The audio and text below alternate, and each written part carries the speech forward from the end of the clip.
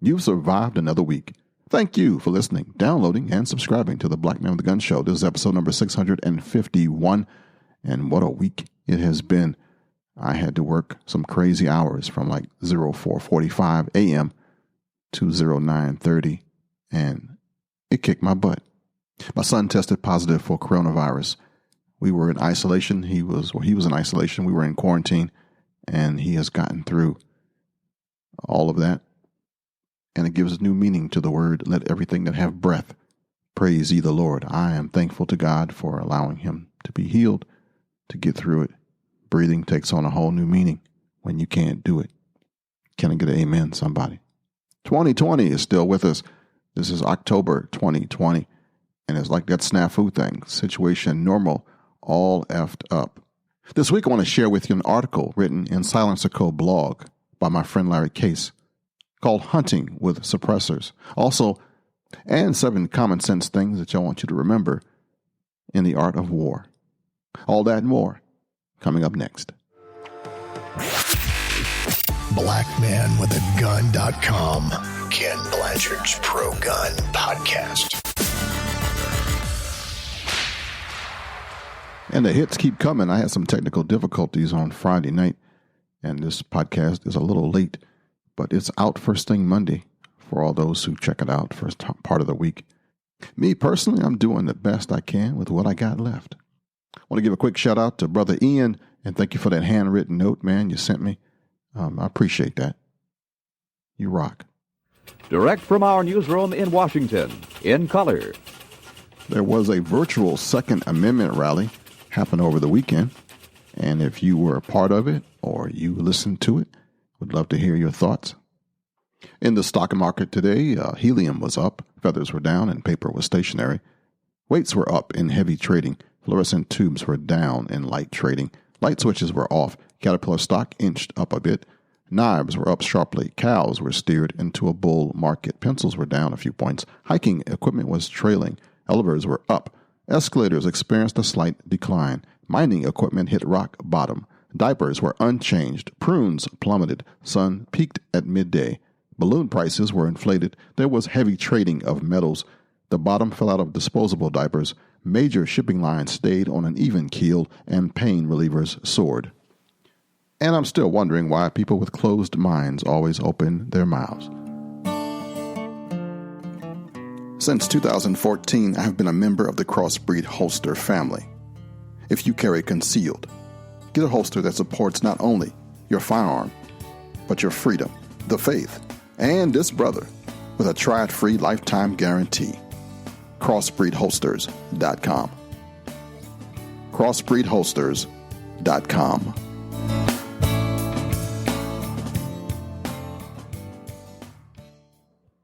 For all you hunters out there, I got a question for you. Have you ever hunted with suppressors? I want to read to you an article, a new blog post from my new friend, Larry Case, Hunting with Suppressors. This is what he wrote. During the summer and early fall while varmint hunting, I've been able to shoot some pretty spiffy rifles. What is new for me, however, is that I have stepped into the world of hunting with suppressors.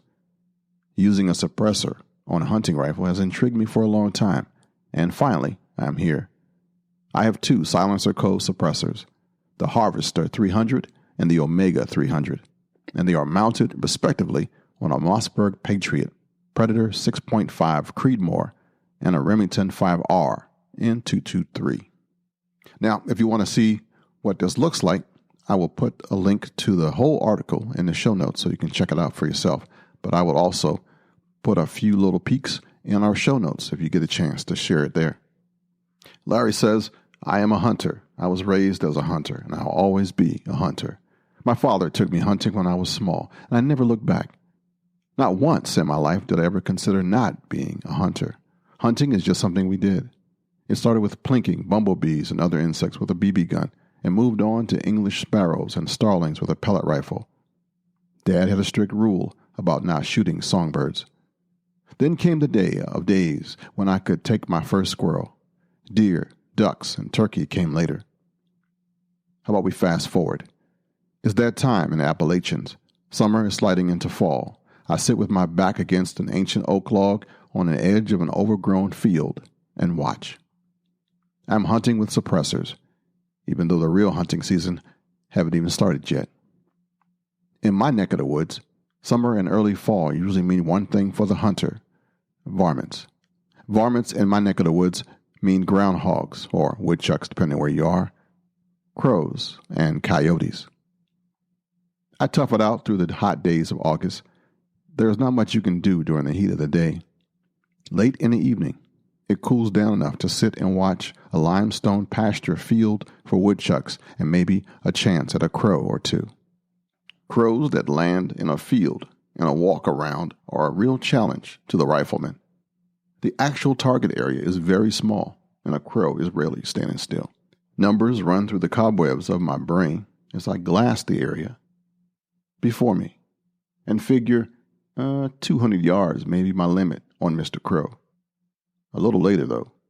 Early September comes and there is some change. Fall is not yet here, but it has cooled down, so I sneak around the slope of a brushed-up pasture and tuck into a hiding place. From here, I can watch a wide valley before me, open fields, woodlots, and brushy fence rows. It's woodchuck country, and there's always the chance of being or getting a shot on crows. I might even see a coyote. My dog Bo appreciates the suppressor too.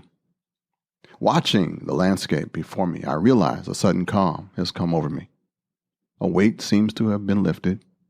I begin to comprehend that I am enjoying sitting here on this peaceful evening. What brought this on, I wonder? Then it kind of hits me. I am hunting. I am hiding and waiting in ambush. I am watching for the quarry. I am hunting. It's remarkable to me, but I definitely feel a sense of well-being. Maybe I need to do this more. Woodchucks, groundhogs, whichever name you prefer, the staple of the eastern varmint hunter has always been the groundhog. Poxitawney Phil aside, the groundhog is usually considered a pest in these parts. Farmers loathe these rodents as they dig holes in hay meadows, pastures, and around buildings. They are ferocious diggers, and there have been studies that suggest the groundhog may move 2 tons of dirt in digging one burrow. If a cow steps in a burrow and breaks its leg, its owner is definitely not in the groundhog fan club. Strangely, in recent years, groundhog populations have plummeted. Farms that once teemed with them now seem to have very few. This is over a wide area of southern West Virginia and Virginia. And every farmer you ask about this issue says the same thing. The coyotes got them. I'm not sure about this, and coyotes get blamed for a lot in this area. The fact remains that groundhogs are scarce. The coyotes got them. I'm not sure about this, and coyotes get blamed for a lot in this area. The fact remains that groundhogs are scarce. I didn't think crows had any fans up until I wrote this article in a newspaper and got blessed out by some people via email. Having said that, most farmers in the area don't have much sympathy for crows. Cornfields are a big target for crows, both when corn is in the sprouting stage and later, when ears are on the stalks. Crows are major predators of songbird nests and ground nesting birds, like turkeys and grouse. For all of these reasons, I don't have a problem taking out the occasional crow, even though they are not easy. Coyotes. The eastern coyote is something of a mystery. While they are found in every state east of the Big Muddy, most people consider them new to this area. Many hunters blame them for everything, from low turkey and deer numbers to downturn in the stock market. The coyote is intelligent, highly adaptable, and has survival instincts that are off the chart. They will eat almost anything, and farmers and landowners usually have no problem giving you permission to coyote hunt. The eastern version of the coyote can get big and seem to be a different animal than the western dog. Sometimes they will respond to predator calls, and sometimes not. I am in no way an expert here, and have called in more coyotes while turkey calling than when rabbit squealing. Nevertheless, they are here and probably always will be, so we hunt them. This is a new era, but it's hunting with suppressors. Even though I'm a novice regarding hunting with suppressors, I have no ambitions to see a Hollywood version of what a silencer is supposed to be. The big boom most of us associate with the high-powered rifle is caused by the escaping gases from the propellant, or the gunpowder, rushing out of the barrel. A suppressor slows this down with a series of baffles so that these gases do not escape all at once. This greatly reduces the sound of the rifle's rapport. What a suppressor will not do is lessen the noise of the supersonic crack of a rifle bullet as it breaks the speed of sound. To do this, we must shoot subsonic ammo, which means it's going to be less than 1,100 feet per second at sea level. He says, I won't be shooting any subsonic ammo for this project, but stay tuned. There will be more in this subject in future columns. Now, while the crack of the rifle bullet going supersonic is generally not considered dangerous to hearing since it happens downrange of the shooter, it's still loud. So again, you won't see the Hollywood version of the hitman with a silencer. Reasons for hunting with suppressors. So this begs the question, why would you hunt with a suppressor? Well, I'm glad you asked. The answer? Less noise, less recoil, more accuracy, happy shooters. Larry says, I spent 36 years as a Department of Natural Resources law enforcement officer in West Virginia, including being a firearms trainer officer for pistols, rifles, and shotguns. Like many firearms instructors, I often saw the effects of recoil and noise with students. Try as we might not to show it, the human animal is affected by the jarring push of a rifle or shotgun against the shoulder or the jump of a handgun upon firing. I have stood and watched it on the range. A new shooter already appears psyched out before picking up the gun. The first thing they ask when handed the weapon, is it going to kick? A suppressor will lessen the felt recoil, the pressure of the gun coming straight back against the shoulder, by countering some of the escaping gases coming out of the barrel. Less noise, due to the rapport of the rifle, will equate to a better shooting experience for the new shooter or an experienced one. As I have seen time and time again, when shooters are no longer afraid of firearms, shooting proficiency increases. Now they can follow the fundamentals that they have been taught, and they will simply be more accurate with the rifle. Number one, keep your neighbors happy. Whether we like it or not, for many of us, our hunting and shooting world is getting smaller. There are areas where we still hunt, but the proximity of houses and businesses make loud gunfire undesirable. As a law enforcement officer, I dealt with the common complaint of hunters shooting around residences. Shooting and hunting may be perfectly legal where they are shooting, but the neighbors just didn't want to hear the noise. Using a suppressor might lessen the noise to a level that neighbors won't complain. Here's something else. Many towns now have urban deer hunts close to dwellings. Hunting with suppressors will keep things on a good level with surrounding residents and allow you to hunt and take deer from overpopulated areas. Number 2, save your hearing. If you ask older, experienced shooters and hunters about suppressors, the first thing they may say is, huh? Hearing loss is a fact of life for many of us, and using a suppressor would definitely help with this problem. The Occupational Safety and Health Administration reports, OSHA, that the level of sound that is safe for human hearing is 140 decibels. Depending on the load in the firearm, the average decibel for a 308 is about 160. Most suppressors will reduce a 308's decibel level by at least 30%, giving you a decibel level well below OSHA standards. And number 3, it's a lot more fun. I maintain that most of us have forgotten the basic truth about hunting and shooting. It is supposed to be fun. If we are not having fun and enjoying these activities, then what are we doing out there? If a suppressor provides less recoil and less noise, it makes the shooter more accurate, making the whole experience more fun. Using a suppressor for hunting will give you more hunting opportunities, as in more places you can go. If you think about it, there aren't any reasons not to be hunting with suppressors. Now back to the field. As the sun drops behind the ridge, it gets cooler. I think about the fleece jacket that I left in the truck. I try to stay on task and keep glassing around the fence rows and large round hay bales out there. Several hundred yards away, right on cue, a pack of coyotes opens up on the opposite ridge. We have played this game before, and I know if I answer with the coyote howls, they will respond but come no closer. I decide to just sit and watch. A huge moon peeks over the ridge and provides an almost postcard setting. Summer is over, and it won't be long before I can do this on a deer stand. But for now, this is perfect. And in the picture, it's a picture of a field in West Virginia. He says, I will leave this place, but I don't want to. I bask in the glow of the big moon and the peace that seems to have rolled over me watching this little valley. I am hunting with suppressors. And again, this is from my friend Larry Case. And in case you didn't know it, Larry Case lives in the mountains of West Virginia and has been a hunter, shooter, and outdoorsman his entire life. Larry served for 36 years as a DNR law enforcement officer, otherwise known as a game warden, and retired as the district captain. Larry now writes articles for the country's finest gun and hunting-related magazines and websites. He also pens a newspaper column that appears weekly in 8 newspapers in 5 states. He claims he once worked as a whitewater river guide before he became an officer of the wildlife law. Amazingly, he can also play tequila on a duck call. And you can check this out on the blog for silencerco.com. If you've been to blackmailthegun.com, you've seen that pop up for buymeacoffee.com/Kenn Blanchard. And I want to thank those 9 people that have supported me and that do support me on that new crowdfunding platform. Wasn't sure how it was going to go, but I wanted to have something just in case. Patreon went down.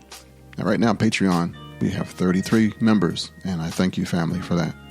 You guys have been long-standing, and because of that, we're going to have a private Zoom thing once a month coming up soon that I might make it for the Buy Me a Coffee folks, too, that are in the membership area. If you don't think you made a difference, let me tell you something. I would not be here right now doing this on the microphone, podcasting in my basement if it weren't for you, the supporters of this podcast. This stuff costs, and it's not only financial, it's emotional, and sometimes money talks and everything else is just BS. Because when the bills come and the credit card is like due and the house is still got to do house stuff and the husband still got to do husband stuff, you know what I'm saying? And then it's being paid for by you.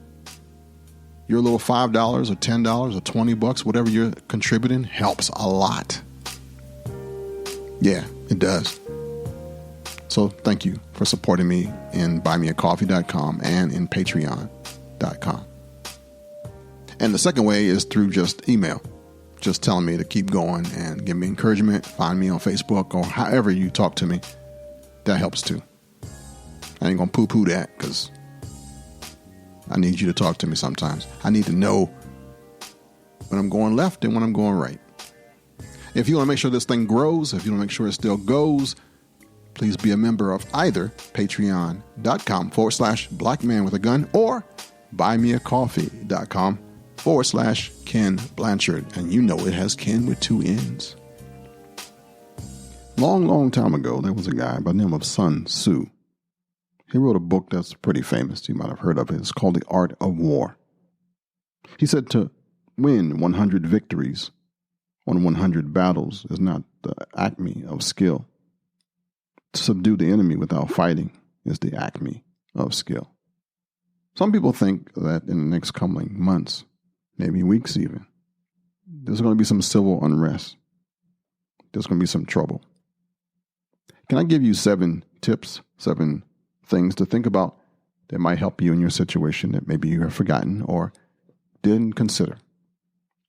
The first, rule number 1, you can't avoid what you do not see. You cannot make an intelligent decision about a threat of which you are unaware. The first and most essential step in any safety plan is simply to keep your eyes and your ears open to the world around you. This provides 2 benefits at the same time. First, of course, is the heightened situational awareness and the ability to detect threats or avoid dangerous environments. The second is to be aware of the changes of our outward appearance. Criminals like the element of surprise and look for targets who don't see them coming. If you walk down the street with your head up, eyes scanning your surroundings, you appear less vulnerable. If you do nothing else to begin your safety efforts, pay attention, doggone it. Rule number 2, Distance is your friend. There are a few hard and fast rules you can apply across the range of possible emergencies. But one that you can count on is that you cannot make your decision or your situation worse by intelligently moving away from a threat. If you can maintain even a few feet of separation from a bad guy, you can make physical contact difficult or also impossible. With every additional yard of separation, you become statistically more difficult to hit with thrown objects, bullets, or whatever. Even explosive force diminishes with distance, and fragments slow down as they travel. So anything you can do to separate yourself from a perceived threat will reduce its ability to reach out and touch you. Barriers are your friends too. Rule number 3. Next to distance, putting anything solid between yourself and a threat makes it harder for the harmful force to reach you. Most physical threat is measured in terms of force. Every time an attack has a punch through an intervening barrier, it loses force, often a great deal of force. A sufficient barrier or a series of barriers can stop an attack altogether. This is a simple concept that has been portrayed on every TV gunfight you've ever seen. Combatants trade shots while intermittently ducking behind some solid object. Bullets that were otherwise on the mark bury into or ricochet off of whatever barrier is in use.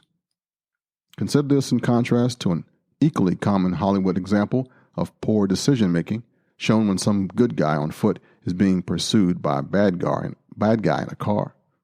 The victim invariably runs down the center line of the road, where the car overtakes and flattens him.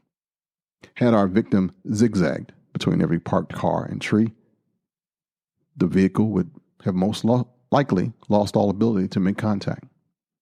One of the most astounding examples of this strategy was captured on video, actually, in February 24th, 2006, where a man approached a lawyer outside of Van Nuys, California courthouse and began to fire at him with a handgun. Having no place better to hide, the lawyer stepped behind a tree for cover. Although the two figures were close enough to touch one another, the lawyer was able to shift left and right between and behind the tree and avoid being hit, although several shots were fired. The assailant finally ran out of bullets and simply walked away. Now, as crazy as that seems, the tree provided enough visual and physical barrier to keep the victim safe. Entering a solidly constructed building or moving around any sizable object that breaks your line of sight with a hazard can provide some degree of physical barrier against the threat that is on the other side. Number 4, duty to warn. Folks like you and I, civilians, have no duty to issue any type of warning to somebody who is attacking us. That's right, none. The antiquated notion of a fair fight seems civilized and honorable, but there is no basis for it in modern law. Your decision to use force should be predicated on your ability to articulate afterwards why you felt you were in danger and, in some jurisdictions, explain that you had exhausted reasonable measures to get away or mitigate the threat.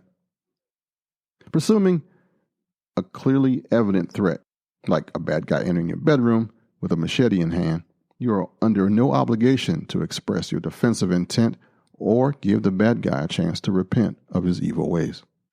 In fact, doing so may in some circumstance place you at even a greater risk. The element of surprise can be a powerful advantage in any conflict and could spell the difference in the outcome of a fight. More specifically and emphatically, you should never, ever fire a warning shot of any sort with a firearm. Doing so will likely place you in grave risk for severe criminal charges and civil liabilities levied against you should you survive.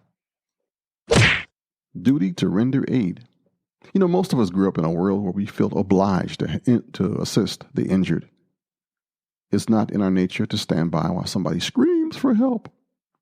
However, much like the duty to warn, there is no specific duty to render aid to somebody who presented a danger to you, either by threatening you or actually attacking you. Somebody who has been injured as a direct or indirect result of a criminal act of violence should be considered dangerous until secured by the police.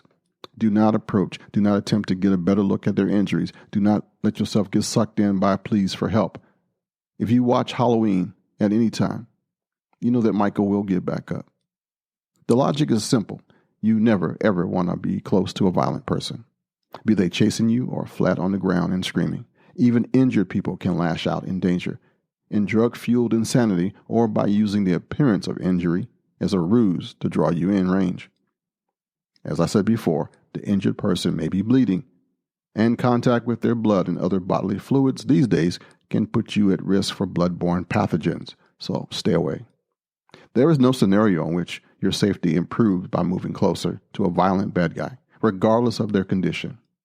The moment the bad person is no longer able to hurt or pursue you, be it a brief moment for what it appears to be a permanent disability, get away to a safe location as fast as you can and call 911. Never assume the risk from an injured bad guy is over or diminished, even if the injury that they suffer appears catastrophic. Continue to act as though the threat remains clear and present until police officers arrive and secure the scene. Are you ready for rule number 6? The duty to comply with police. Now, this is a point that's often overlooked, but one that has tremendous implications. Officers arriving on the scene will not have some magical advanced knowledge of your situation. There is no guarantee that things told to a 911 operator will make it to the officers en route. An officer may find you face down and injured, or find you standing while an injured assailant lies on the ground. When first confronted with the scene, the officer may have no idea which one of you is the criminal and which is the victim. Keep in mind, at this moment, the officer will have the same concern for their safety as you do. The officer will immediately begin to issue instructions, likely to show your hands to be empty or to get down on the ground. This is not some power play or a game. You have a legal duty to comply with a police officer's instructions. Failure to do so places you, as well as the officer, at a greater risk of harm. In fact, it's a good idea to raise your hands and shout "victim" as the officer first approaches. While they are not likely to take anything at face value, this can help establish identity in those first few seconds. In the very least, it's a non-hostile act. In a complex and dynamic situation, an officer may go as far as to handcuff people, you, or secure them inside of a vehicle. These actions carry no expressions of presumed guilt or innocence. They are merely how they've been trained to get control of a dangerous situation. The officer's first priority is to ensure that nobody gets hurt, and separate all the players is one way to keep them from hurting each other. Now, if the cops arrive during or after a violent incident, follow the officer's direction promptly and without argument. Did you hear me? Follow the officer's direction promptly and without argument. If you distract the officer with your own behavior, you may provide the real criminal with an opening to attack or to escape. Now, this transition phase can be challenging. The threat posed by a criminal does not cease the moment an officer pulls up on the scene. A bad guy may panic on seeing police arrive and may continue to inflict harm until properly secured, which means in handcuffs and locked in a vehicle or otherwise restrained. You may have a weapon in your hand that you have used to keep a threat at bay, and simply dropping that weapon when the police first arrive may give the bad guy an opportunity to use it, and that puts everybody at risk. Put this in the back of your head. You need to be mindful that you have a weapon in your hand, be it a gun, brick, baseball bat, or whatever. Never point a weapon of any type in the direction of the police. An officer may reasonably perceive that as a threat and respond in a way that turns out very badly for all of us, especially you. Immediately following police instruction in this case is now more critical than ever. Whether you are armed or not, you should make an immediate gesture of submission toward responding officers, like raising one or both hands, fingers open, to let them know that you are not a threat. You may be amped up on adrenaline and fear. You may be hurt, but this is not the moment to try to blurt out your story. You will have ample opportunity once the scene is secure. This is a time to listen carefully and follow directions. It may sound like a cliche, but the only answer that should come out of your mouth is, "Yes, sir," because that, more than anything else, will convey a non-threatening, law-abiding attitude. All right, last point, number 7, the duty to be right. At the end of all things, you owe it to yourself to be right. That may sound strange, But anybody who has read a newspaper or watched a news program in the last 20 years can tell you that good intentions and common sense may mean nothing in the wake of a violent encounter. Many people, officers included, have ended up in life-altering trouble after taking action against an aggressor who appeared to be armed with a deadly weapon that later proved to be a cell phone, a toy, or some other inert object. What may seem to you like a terrifying split-second, live-or-die moment will almost certainly be picked apart by lawyers one thread at a time in an effort to convince a jury that whatever decision you made was wrong. How did you know the criminal would hurt you, they will ask. How could you be certain? Now, this is an ingenuous standard. Humans lack the ability to predict the future. We count on certain things like gravity to be reasonably constant, but we will never know, in the godlike omniscient sense, what another human being will do in the next moment. We react to what we believe based on the evidence in front of us, and we'll never know anything until it has already happened. This brings us to a point of separating emotion and tradition from our analysis. Now, I know people who say they would wreak bloody havoc, quote, if somebody ever threatened my kids, broke into my house, etc. But like most people, I understand that sentiment and recognize the tendency we have to draw our lines in the sand. In an earlier America, that was a more legally survivable proposition. But in today's America, no matter how things appeared at the time of the criminal attack, an average citizen may well be crucified after the facts have been studied for days, weeks, or even months. What if the gun in the bad guy's hand turned out to be a realistic airsoft toy? What if the face under that mask is later revealed to be of a different color than yours, and somebody asserts your actions were motivated by race? Oh, snoogie now. People who acted in honest fear for their safety have gone on to see their lives, homes, and fortunes flushed away on just such turns of fact. So what am I saying? You clearly do not want to accept a risk of life or limb for fear of wrongful litigation. There's an old axiom that says, I would rather be judged by 12 than carried by 6. You've heard that, right? But the reality of today's America raises the ante for how and where you draw your line in the sand in terms of defensive action. If you are not entirely clear as to the nature of a threat and you feel you have sufficient intervening barrier, you could be better served to make any attempt to further clarify the situation before you take action. What am I saying? Sometimes the best action is to do nothing. Consider a home invasion scenario. Although it may seem improbable at the moment, somebody might have entered your house by a sincere or drunken mistake, or to seek aid in a crisis of their own. This risk highlights another benefit of your fortify strategy in providing you with the means to clarify or safely extend a situation that might otherwise be unclear. You have a duty to yourself to be found legally right when the smoke clears, and you will likely never have all the facts up front. This means you need to stay calm and think in a crisis. You need to be able to articulate why you took the action you did and possibly why you did not avail yourselves of alternatives. Think clearly, act rationally, and be ready to give a good reason for the choices that you make. You know, when you hear a phrase like the speed of thought, it's easy to take that to mean instantly. You may be surprised to know that that's quite the opposite. It takes time for the light that strikes your eye to be processed into a visual picture that your brain can even start to consider. Not a lot of time, mind you, but on average it takes most people at least 3/4 of a second for the brain to react to an outside stimulus. In combative training, this is called the reaction gap.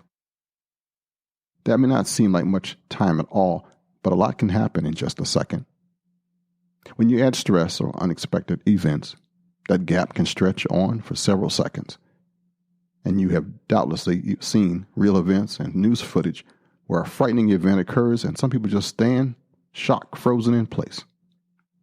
These are people in a stuck reaction gap. Brains unable to process events and provide even reflex level direction. Now, if you're talking, your reaction gap is typically greater than if you are quiet and paying attention.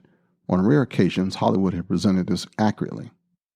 I'll give you an example. In that movie, Collateral with Tom Cruise, the assassin, Vincent, encounters a pair of common thugs, one with gun in hand, having just robbed another character. Vincent poses a question.